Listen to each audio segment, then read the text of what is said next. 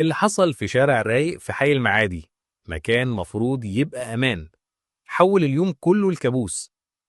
القصة دي مش من زمان، سنة 2020 في عز النهار، والبنت ماشية على الرصيف، وفي ثانية كل حاجة اتقلبت. مريم محمد، بنت عندها 24 سنة، لسه متخرجة وبتشتغل في بنك، هادية ومفيش حد بيقول عليها كلمة وحشة. وفي يوم عادي جدا لبست ونزلت شلها، مفيش في دماغها غير يومها وشغلها.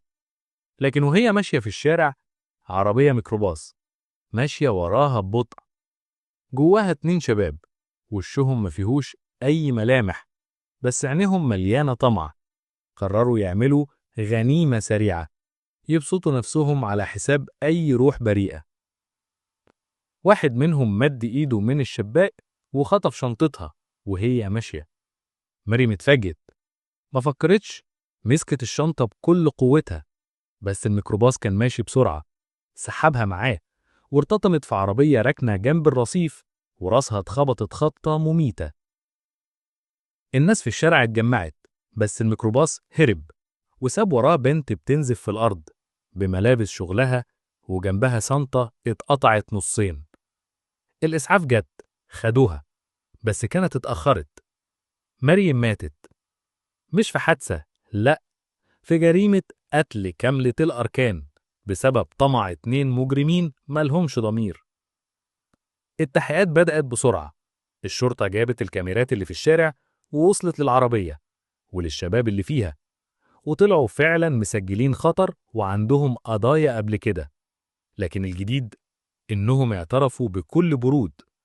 واحد قال: كنا عاوزين ناخد الشنطة ونمشي، ما كناش نقصد نموتها. بس الحقيقة، اللي يسرق ويموت قاتل، حتى لو ما قصدش. النيابة حولت القضية لمحكمة الجنايات، والمجتمع كله كان واقف مع أسرة مريم، الكل بيطالب بأقصى عقوبة.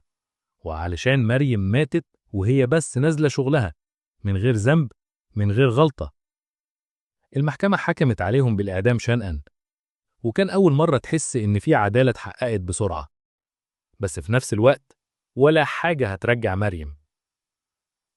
القصة دي خلتنا نسأل: هو إحنا بجد في أمان وإحنا ماشيين في الشارع؟ هو أي حد معاه شنطة أو موبايل حياته بقت رخيصة كده؟